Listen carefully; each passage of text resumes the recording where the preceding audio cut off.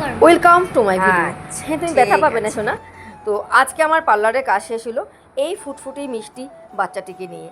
তো তারপর চলে গেলাম স্মৃতি মন্দির উদ্দেশ্যে। মন্দিরে আমার সবসময় যেতে খুব ভালো লাগে। আর এখন তো আমি দোল উৎসব, এখন তো আরও ভালো লাগছিল মন্দিরে যেতে। তো গিয়ে কিছুটা সময় কীর্তন শুনলাম। কীর্তন শুনে ফেরার পথে দেখলাম যে অন্নভোগের আয়োজন চলছে। ভাবলাম যে একটু প্রসাদ নিয়ে নেই।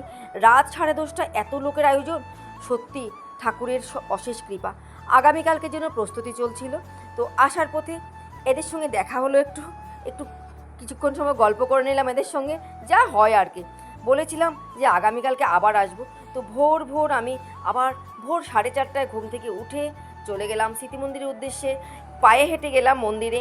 মন্দিরে সকালবেলার ছবিটা সত্যি একটু অন্য রকমের ছিল। খুব ভালো লাগলো, মনোরম দৃশ্য, চারদিক শান্ত, নিস্তব্ধ।